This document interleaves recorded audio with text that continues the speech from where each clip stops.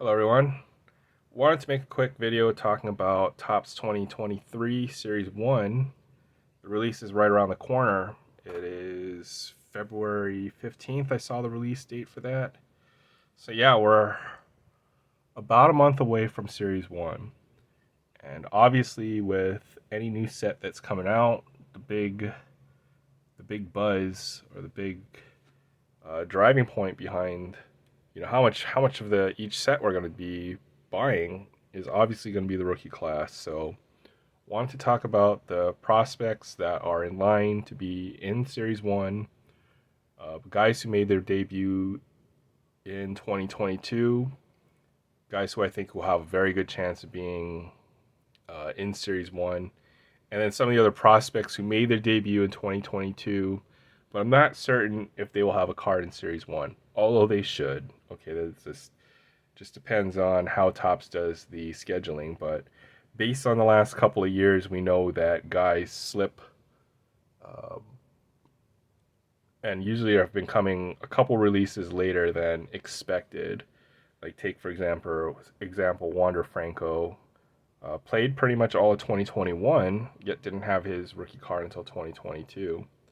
And then same with guys like Bobby Witt Jr. and Julio Rodriguez, who they pushed the release of their rookie card back to update, and then they put short prints of those players into Series 2.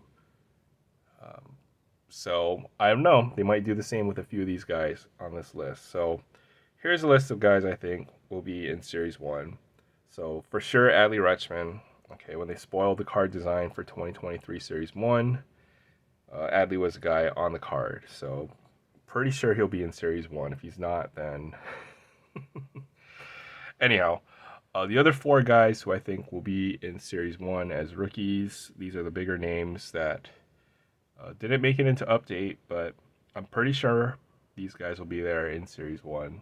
And that is Michael Harris, Riley Green, Gunnar Henderson, and Corbin Carroll. Um, I mean, it's easy to find this list if you just go and type top 100 MLB prospects. These guys are at the top of the list, although it doesn't necessarily translate into hobby value, right?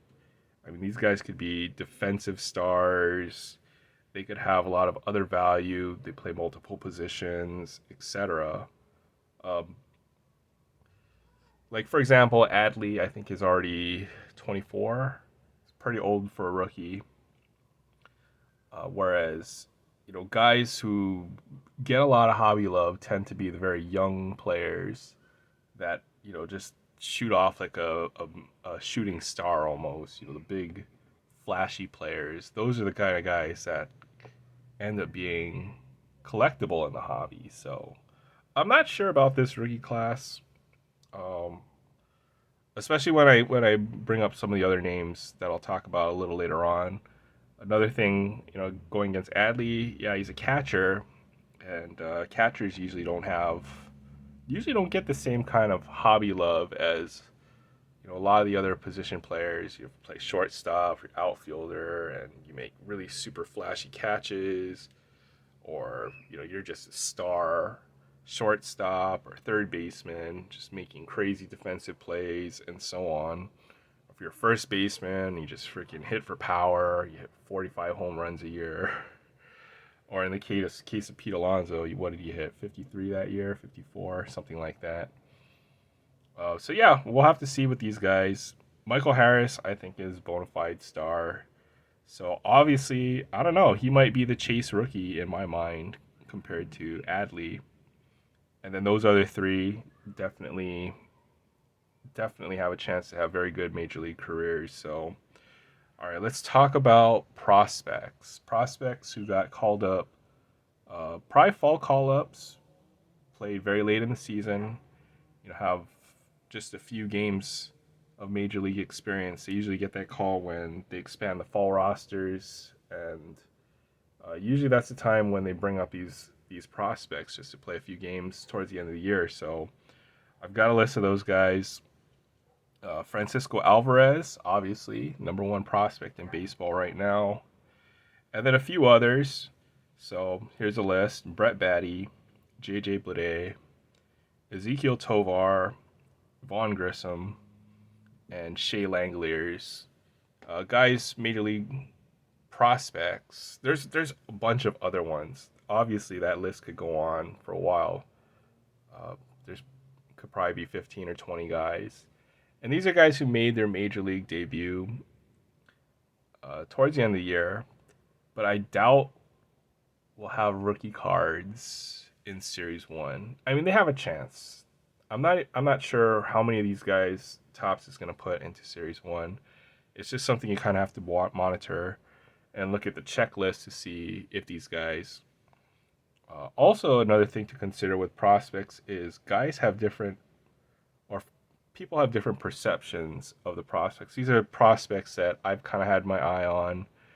There's certainly others on that list that I'm pretty sure have just slipped off my radar, but certainly could make, could have rookie cards. So I'll have to do more research on this topic. I'll need to watch a few more videos on YouTube as well. I'm certainly no authoritative source of information on this. Folks have done the research. I'm just kind of talking off of the top of my head, off the cuff, about what I think of the rookie class, and I think this one is pretty good. I'm not sure if there's a bona fide superstar in the list of players that I mentioned yet, but then again, you kind of can never tell, especially when these guys are rookies, right? You don't know who's going to turn into a star, who's going to have a long career, and some of these guys could be late bloomers.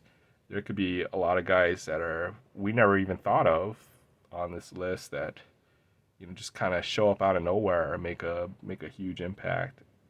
If I think of a few names, like a Stephen Kwan, even Randy Arozarena, some of these guys who aren't the marquee prospects, but you know come into the major leagues as rookies and really just have great impact on their team and so on. So yeah, I'll continue to think about this. I'll probably do a couple more videos. I want to do one when the checklist comes out. We know what which rookies will have their rookie card in Series 1. But just my initial thoughts. Just kind of wanted to throw some names out there. Maybe whoever watches this can kind of go and look into some of these guys and see if they're guys who they kind of want to chase in Series 1.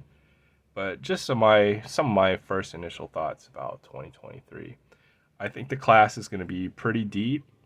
The more players from my list that I mentioned that make it in as rookies, the deeper the class will be. Just based off the top names, I think if you want to chase Michael Harris, then yeah, you're going to want to buy a good amount of Series 1. And everybody's been waiting for Adley Rutschman, who's been touted as the top prospect, or one of the top prospects over the last 3 years. So yeah, we'll have to see. Anyways, yeah, that's my thoughts about 2023 Series 1. Not certain how much I'm going to do, although I'm sure I'll do a fair amount. Just can't help myself. And yeah, it's kind of my initial thoughts. Awesome. Thank you for watching.